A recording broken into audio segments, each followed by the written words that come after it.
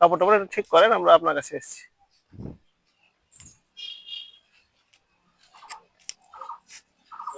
ওয়ালাইকুম আসসালাম।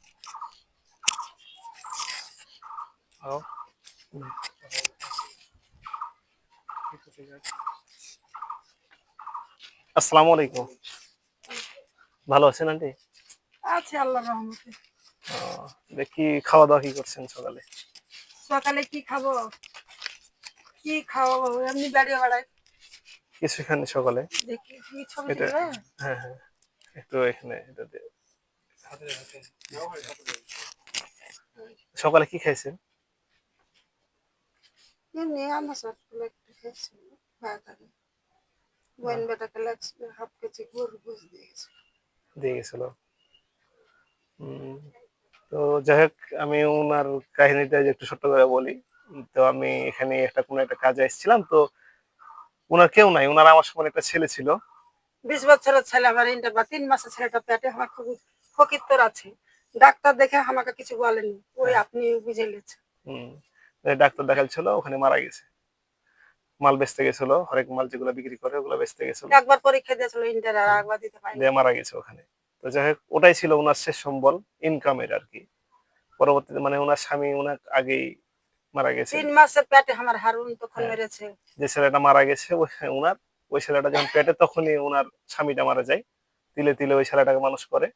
পরবর্তীতে ওই ছেলেটা যখন মাল বেচতে যায়, ওই ছেলেটাও মারা যায়। তো ইনকামের সোর্স ছিল উনি, মানে ওই ছেলেটাও মারা গেছে। এখন ওনার মানে দেখাশোনা বলতে কি, এলাকার লোক বা যে ভাতিজা টাতিজা গুলো আছে ওরা একটু বেশি করে আর কি। এলাকার লোকও ওইরকম ভাবে স্বাবলম্বী না। এই যে আমি যদি লোকেশনটা দিই তাহলে আরো ভালো করে বুঝতে পারবে। এটা হলো বহলাবাড়ি মোড়, চাঁপাইনবাবগঞ্জ শিখগঞ্জ বহলাবাড়ি মোড়, নদীর এই পারে আর কি। হ্যাঁ, এটা জিলানি মোড় বলে চিনে এই জায়গাটার নাম। তো ওখানে বাড়ি এই আন্টির। তো আপনারা সশরীরে এখানে দেখতে পারবেন এসে। আর ওনার কেউ নাই আর। এখন যে লাতিগুলা আছে বা মনে করলো যে লাতিও নাই, ওই যে বহিন ভাই, বেটা। ভাতিজার ভাইয়ের ছেলে, আমার তো কোনো সম্পদ নাই। হ্যাঁ, এখন ওখান থেকে ওরা একটু দেয় মাঝে মাঝে, ওটাই খাইতে পাই।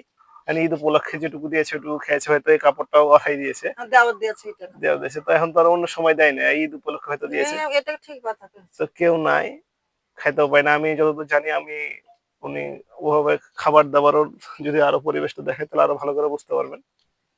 এইভাবে কোনো মতে চলে। যাই হোক, আমরা রহমানুর ফাউন্ডেশন ওনার পাশে থাকবো, এবং আমরাও চেষ্টা করব। আর ভিডিও দেখবে যারা, ওরা যদি দেখে আপনার প্রতি দয়া হয়, তাহলে আপনি যে দানগুলো আসবে আপনার, ওগুলো আমরা আপনার কাছে পৌঁছে দেবো ইনশাল্লাহ। আর আমাদের জন্য দোয়া রাখবেন। আর সর্বোপরি দোয়া রাখবেন যারা দেশের বাইরে, রেটিমেন্স যোদ্ধা, যারা দেশের বাইরে পরিবার ছেড়ে ঈদ করছে এবং কি আমাদের এলাকার মানুষের দিকে তাকায় আমাদের এই ফাউন্ডেশনে টাকা দিচ্ছে, ওদের জন্য আরো বেশি দোয়া রাখবেন। আর দোয়া রাখবেন যারা এই জিনিসটা পরিচালনা করছে। আমি তো আর কিছু চাই না, খালি করছি আল্লাহর কাছে দিবরাত নামাজ পড়ছি যে আমার শক্তি দান করে, যা হেঁটে বেড়া, আর আমাকে এমন সান্ত্বনা দাও যে আমি তোমার এত মগ্ন হয়ে পড়ে থাকি।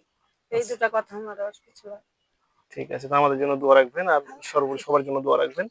আর উনাকে দেখে যদি আপনাদের মায়া লাগে তাহলে অবশ্যই উনার পাশে দাঁড়াবেন।